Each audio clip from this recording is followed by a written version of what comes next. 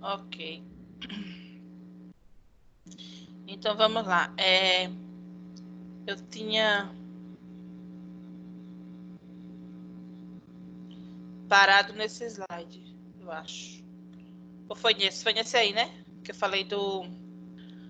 A gente parou aí no intervalo. Falando sobre os reatores, que a maior parte é do tipo STR, que são reatores de mistura. A capacidade de um bioreator é bastante variável, sendo dependente do processo em questão.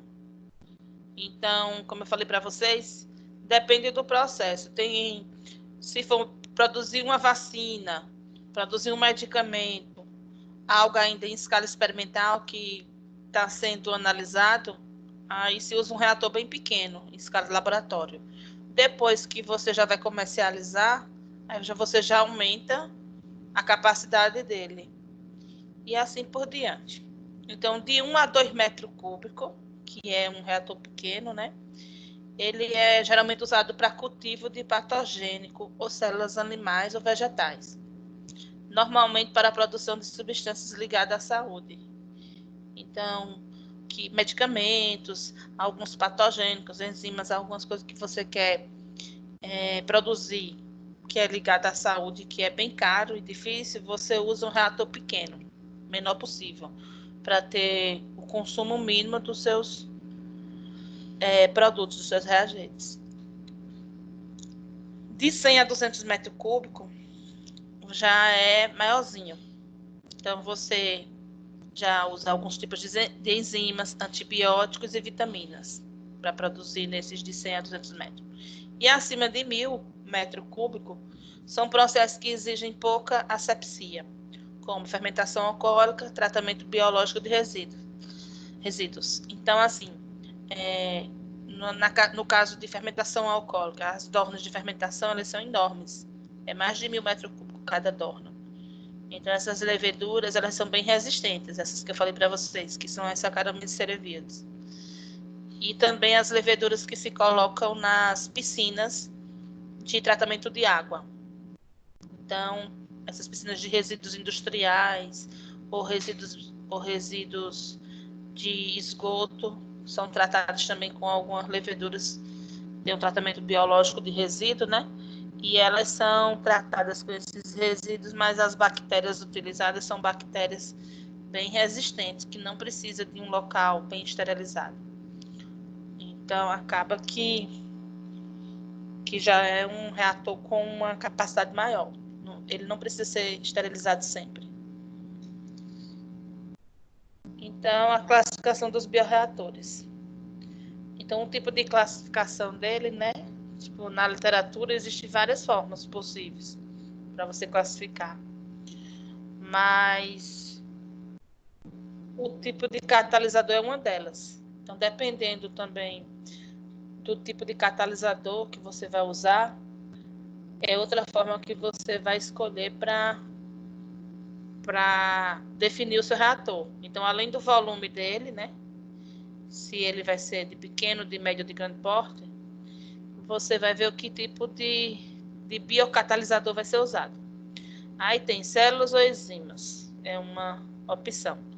O seu bioreator, ele vai ser, você vai utilizar nele células ou você vai utilizar nele enzimas? Se você vai utilizar células, qual é o tipo? Vai ser uma levedura, que é no caso o fermento, vai ser uma bactéria, que vai ser uma bactéria animal ou vegetal, né? Se for bactéria animal ou vegetal, ou vai ser uma enzima. Então, tudo isso vai definir o seu projeto de reator, de bioreator. Na literatura existem várias formas possíveis para a classificação dos bioreatores. A configuração também do biocatalisador. Então, no bioreator, você vai usar um biocatalisador para acelerar a velocidade da sua reação. Então, esse catalisador, você pode usar ele livre ou imobilizado. Aí, eu terminei esquecendo de botar a foto do imobilizado, mas eu vou explicar para vocês. O livre, você pega um catalisador, vamos supor que vai ser... Você vai botar um catalisador lá titânio, que é um pozinho branco. Vai ser o seu catalisador, dióxido de titânio. Então, ele é em forma de pó ou em forma de pellets, mas vamos pensar que ele é em forma de pó, ou pellets, como tá aí essas bolinhas. Então, ele vai ser livre, você vai colocar ele no seu reator solto junto com o que você quer degradar, com o que você quer misturar, né? Com a sua reação, com a sua mistura reacional. Aí você vai colocar o pozinho lá na sua mistura reacional. Se ele é imobilizado, você vai ter que escolher algo para imobilizar esse seu catalisador. Hoje, e transformar ele num compósito. Então, hoje em dia, existem vários estudos, como fibra de coco, fibra de sisal, vidro, polímeros, látex, fibra de algodão, maisena. Então, existe isopor, vários compostos que você pode estar colocando no seu catalisador, transformando ele num compósito, que seria num composto maior. O catalisador vai estar lá imobilizado nesse compósito, e você vai usar o catalisador, em vez de usar ele solto, livre, você vai usar ele imobilizado. Qual é a vantagem de usar o catalisador imobilizado em vez de solto? É a facilidade de você separar depois ele da reação e reutilizá-lo. Porque você sabe que o catalisador é inerte, né? Então ele participa do processo, ele aumenta a velocidade da reação, mas ele continua do mesmo jeito. Ele é um inerte. Então você pode usar em outras reações. Então quando ele está imobilizado, fica mais fácil retirar. E também, além disso, de ficar mais fácil de retirar esse catalisador do processo para reutilizar, você pode regenerar ele também. Se ficar depositado nele durante uma reação, alguma coisa, algum contaminante, você pode utilizar um processo de lavagem, limpar o seu catalisador e reutilizá-lo. Você pode também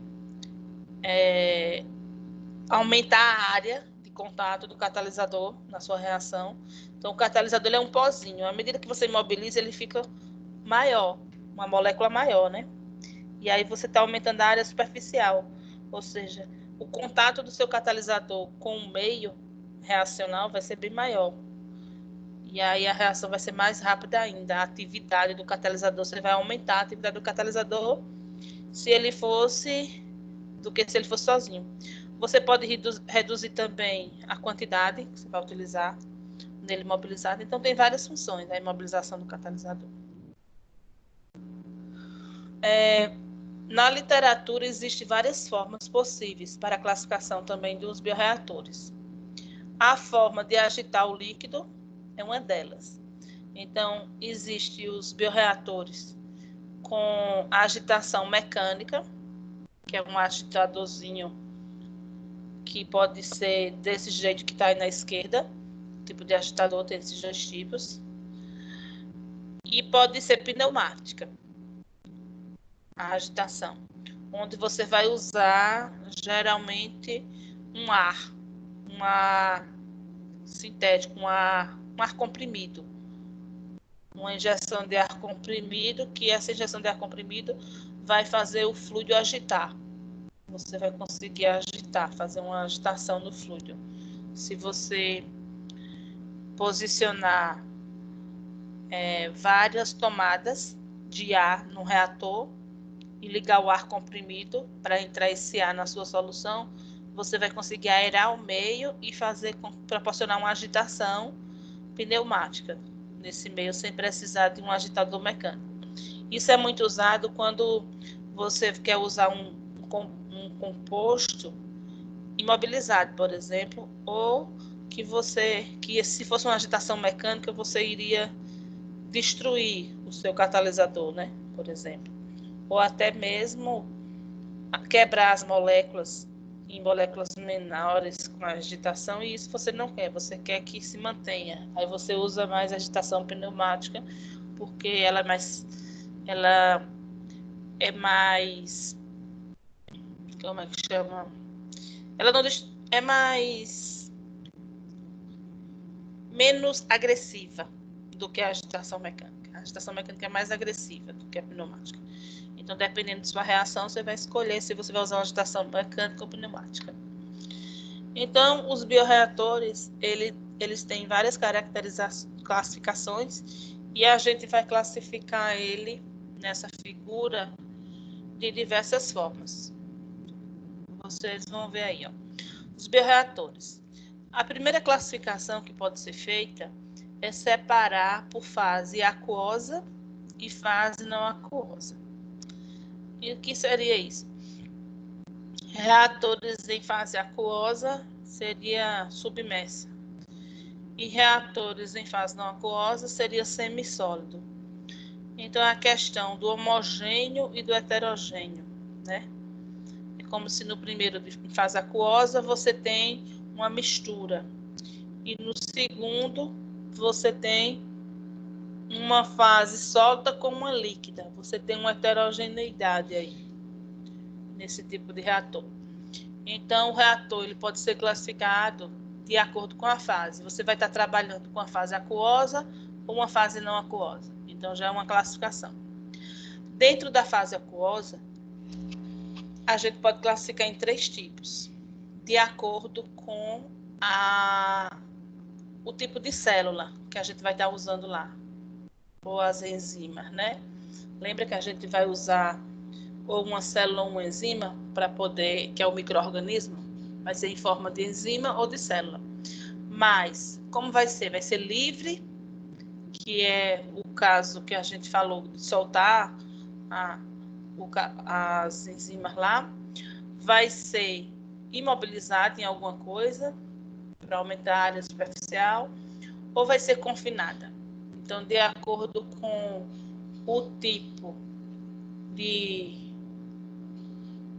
micro-organismo você vai botar lá para ajudar na reação, você vai classificar ele. Se esse catalisador for livre, se for imobilizado ou se for confinado. Aí vai ser um tipo de reator também.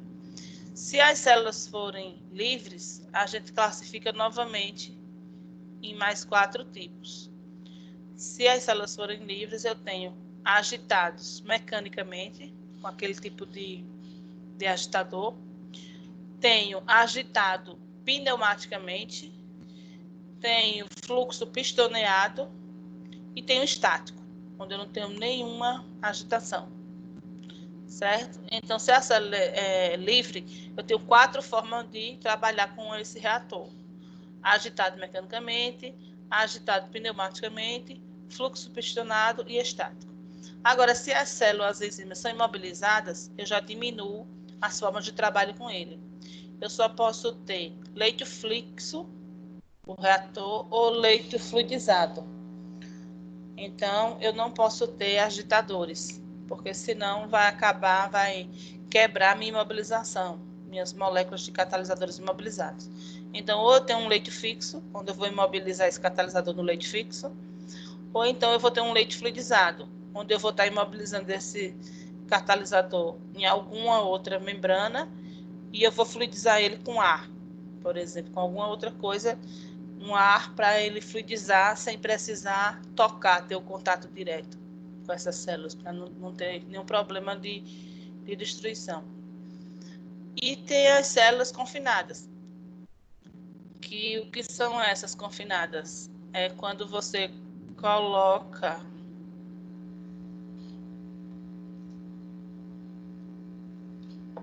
Tem alguém aqui, peraí. Saiu do slide.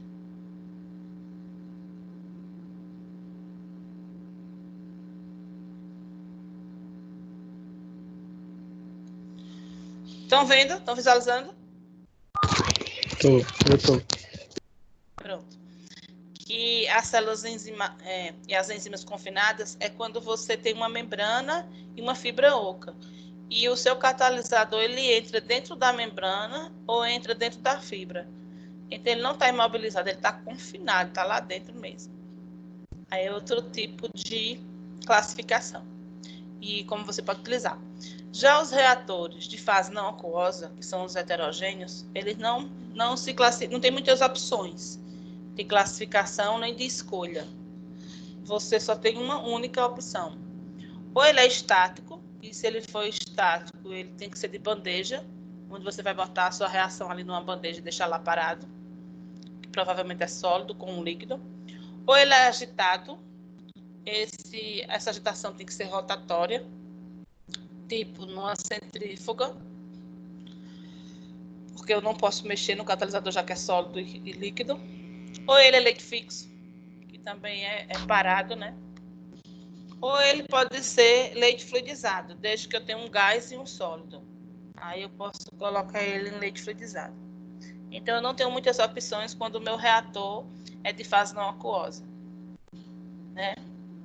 Eu tenho mais opções de mudar o tipo de reator, de otimizar o reator, quando o meu reator é em fase aquosa. Então, em fase aquosa, eu vario, eu posso ter, contando a última cadeia aí, eu posso ter 1, 2, 3, 4, 5, 6, 7, 8 vezes 3, 24, vezes 1, 24. Eu posso ter 24 tipos de reatores diferentes para a fase aquosa. Enquanto para outra fase, eu só posso ter 4 tipos aí de reatores. Então, a fase aquosa, eu posso otimizar mais meus processos, mudar mais o reator. Já na fase não aquosa, é mais limitado. Então, vamos ver como é cada tipo desse, para vocês entenderem. Começando pela primeira classificação, onde eu tenho células livres e agitadores mecânico, pneumático e pistoneado. Então, aqui a gente tem um tipo de agitação. Os agitadores é o reator com agitador mecânico. Então, a gente tem esse tipo aí, que um bioreator do tipo STR consiste em um vaso cilíndrico, sendo comum relações entre a altura e diâmetro. Então, para dimensionar um reator desse tipo, você precisa saber a altura e o diâmetro dele. São relações bem importantes de um reator. E aí, por exemplo, tem uma proporção de 1 para 1, 1 de altura por 1 de diâmetro, 2 de altura por 1 de diâmetro, ou 3 de altura por 1 de diâmetro. Normalmente, ele é equipado com chicanas, com largura de 0,1 diâmetro, utilizadas para evitar a formação de vórtice. Então, essas chicanas são essas que estão no reator, porque quando ele vai agitando, a chicana impede que tenha vórtice. O agitador é montado no eixo central, podendo possuir ao longo de sua altura uma série de turbinas, as quais podem ser de diferentes tipos. Turbinas são essa parte aí que vai agitar, vai fazer agitar o fluido. São as turbininhas, certo? Então, a gente tem aí do lado esquerdo uma imagem de um reator e a gente tem do lado direito outra imagem do reator, onde tem a altura e o diâmetro, mostrando aí o agitador. E aí a gente tem os tipos, né, dos agitadores. A gente pode ter um agitador desse tipo de reator mecânico. Eu posso ter uma agitação com fluxo radial, que é dessa forma aí, onde eu tenho as minhas turbinas, pode ser esses 3 tipos, turbina de Houston, turbina Padley e agitador em âncora. Então, esses são os tipos de turbinas do agitador. E o movimento axial é esse aí, rodando de forma axial, né? Que ele vai agitar, como está mostrando aí na figura. E aí eu tenho também o fluxo radial, desculpa. Esse é o radial. O axial é o próximo. Esse é o de forma axial. Então, de forma axial, eu vou ter hélice marinha, hélice com fluxo duplo, hélice com grades de paz e agitador com fita helicóptero. Então, nesse caso de agitação, vai ser de forma axial. Então, eu vou ter uma agitação mais completa. Ela vai estar agitando na forma circular e também na vertical. Então, é uma forma axial. Eu consigo fazer o círculo e ainda verticalizar a minha agitação. Diferente da outra, que é só na forma radial. Então, para tipos de agitação, são esses dois tipos. Qual é a função da agitação? Uma delas é homogeneizar o meio. Então, se eu tenho um meio que não está homogêneo, eu vou agitar, e à medida que eu vou agitando, eu vou diluindo minha substância e vou tornando cada vez mais homogêneo. Outra forma é dispersar os gases no líquido. Então, se eu tenho uma solução que ela é uma solução aquosa e uma emulsão, por exemplo, onde eu tenho gotículas de gás, de óleo e de água, eu vou conseguir dispersar os gases no líquido, diminuindo o tamanho das bolhas, que vai formar bolha de óleo e bolha de ar, e no caso água. Aí eu vou conseguir, eu agitando, eu consigo dispersar mais, reduzindo o tamanho da bolha. Por exemplo, uma emulsão onde eu tenho óleo, água e gás. Um exemplo de dispersar os gases. Então, para isso serve a agitação. Homogeneizar e dispersar os gases. Fazer com que eles consigam diminuir as bolhas que são formadas, né?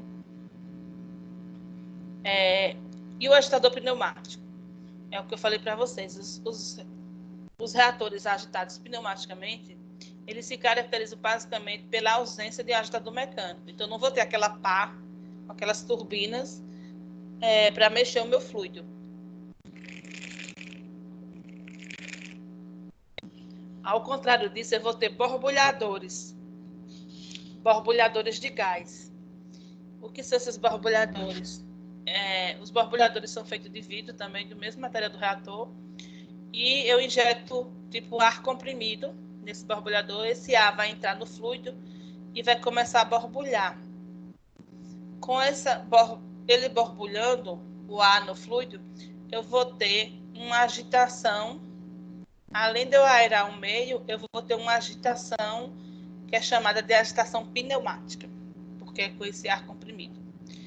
Eles apresentam menor tensão de cisalhamento, o que torna atraente para o cultivo de células animais e vegetais. Então, a tensão de cisalhamento é o que faz eu ter um problema com as minhas células, animais e vegetais, né? Eu posso destruir durante a agitação.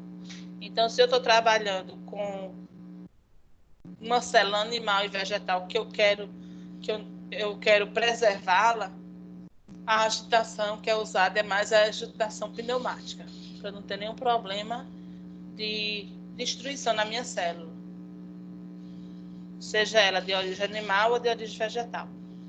A diferença básica entre o reator coluna de bolas e a Airlift é que o último tem movimentação cíclica do líquido, bem ordenado, e o primeiro apresenta movimentação aleatória.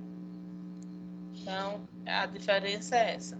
Quando eu tenho outros tipos de borbulhadores, eu posso ter uma movimentação cíclica ou uma movimentação aleatória, dependendo do borbulhador. O outro tipo de agitador é fluxo pistonado. Então, como seria isso? Nos reatores de fluxo pistonado, que é o plug flow, o inóculo e o meio são misturados na entrada do sistema, sendo que a cultura flui com uma velocidade constante e em regime laminar, sem ocorrer mistura longitudinal. Então, eu vou ter um pistoneio do meu fluxo e aí vai ter essa agitação. Há, portanto, uma variação da concentração de nutrientes, célula e produto ao longo do comprimento do reator. Então, eu vou ter uma variação do produto, aí, tipo mecânica dos fluidos, ó, por conta desse pistoneio. Então, vai ter um momento que eu vou uniformizar essa mistura. Mas no início onde foi dado o pistoneio, ou seja, o meu fluxo começou com uma velocidade maior para eu tentar agitar isso, ele não vai estar contínuo. Então, a partir de um certo tempo, é que eu vou ter uma mistura mais perfeita. E tem um reator estático, que nada mais é do que um reator parado, né? Tipo uma bandeja, porque a principal característica dele é justamente a ausência da agitação. Então pode ser de bandeja ou pode ser reatores em condições ambientais, como esses que estão aí, de vidro, que você vai colocar a reação lá parada, numa batelada por algum tempo, sem agitação de nenhum tipo. Então, é só o tempo que vai influenciar na reação, porque ele vai estar lá estático. A outra classificação. Então, para essa primeira classificação, alguma dúvida? Pessoal, estão dormindo? Não, não. Para essa primeira classificação aí de células ou enzimas livres, os 4 tipos de reatores, está claro? Sim. Que é o mecânico, pneumático, pistonado e estático. Agora vamos para os reatores em fase aquosa submersa. Então, quando eu tenho a fase aquosa submersa, eu tenho células e enzimas imobilizadas. Aí eu vou ter leito fluxo e leito fluidizado. Então, vamos lá. O que são reatores desse tipo, né? Reatores nos quais o biocatalisador se encontra imobilizado em suporte inerte, como, por exemplo, pectina, materiais cerâmicos, vidro, sílica, etc. Com o objetivo manter elevada as concentrações celulares, consequentemente elevada a produtividade. Então, esse é quando eu tenho a fase aquosa imobilizada, né? Eu não coloquei submersa. Ele continua em fase aquosa, mas imobilizado. Aí, o que seria um reator de leito fixo? Nos reatores de leito fixo não há movimentação da partícula, ou do pó ou dos pellets, nas quais o biocatalisador está imobilizado. Então, é fixo o leito dele. Eu coloco fixo lá no meu reator e o meu fluido vai se movimentar. Mas o que está no leito fixo, que é o meu catalisador, ele não se movimenta. Por isso é chamado de leito fixo. Esse tipo de reator é o reator de craqueamento catalítico. Geralmente, reator de craqueamento catalítico da Relan, lá em Salvador, que eu estagiei, a gente tinha um de leito fixo e um de leito fluidizado. O de leito fixo, a gente colocava os catalisadores, que eram umas pedrinhas de vidro, que ficava lá no catalisador para usar o craqueamento catalítico. Então, a gente era um catalisador imobilizado em umas pedrinhas. E aí a gente tem o de leite fluidizado. Também o reator de craqueamento catalítico lá na Relan tinha um outro reator mais novo, da unidade 39, ele já era de leite fluidizado. Depois eu vou mostrar para vocês as fotos de outra aula desses reatores, para vocês verem como ele é dentro. De verdade. Nos reatores de leite fluidizado, as partículas pellets, nas quais o biocatalisador está imobilizado, se movimentam intensamente. Então, você vai fluidizar ele ou com ar, ou com gás inerte, ou com a própria circulação do líquido do reator. Você vai fazer ele fluidizar, ou seja, ficar suspenso, assim, as partículas ficarem andando, submersas ao fluido. Por isso que é chamado de leite fluidizado. Aí ele te diz que a fluidização pode ser injeção de ar, gás inerte ou corrente de circulação. Outro tipo, no caso agora, a gente já viu leite fixo e fluidizado. Agora vamos ver membranas planas, fibra óptica. Então, os reatores de células confinadas caracterizam-se por manter as células entre membranas semipermeáveis. Então, um reator de membrana, por exemplo, é um reator de, vamos supor, eletrólise, onde eu tenho uma água salgada e eu quero dessalinizar essa água para transformar ela numa água boa. Então, eu uso muito membrana. Filtros também. Os filtros são feitos de membrana também. Então, permite o fluxo do líquido, mas não da célula. A célula fica presa na membrana, no caso. Normalmente, eles apresentam separação entre o fluxo de nutrientes e produtos, o que contribui para a etapa de purificação de produtos. Então, esses reatores ele é muito usado na etapa de purificação. Tem membranas planas e tem fibra óptica também. Neste reator, as tensões de cisalhamento são mínimas, menores do que no iLift, sendo assim indicados para células muito sensíveis. Então, reatores que você usa para filtrar, para dessalinizar a água, tudo isso você vai usar sempre um catalisador sob forma de membrana para reter isso aí. Aqui são as membranas planas, um exemplo. E aqui é a fibra óptica. Agora o último reator, que é o reator agora, todos esses tipos que vocês viram aí, foram os reatores com substâncias aquosas. Agora os reatores na fase o quê? Heterogênea, né? Onde eu tenho não aquosa, semissólida. Só pode ser estático, agitado, leite fixo ou leite fluidizado. Os reatores de fase não aquosa, fermentação semissólida, se caracterizam pela ausência de água livre, ou seja, 30% a 80% de umidade.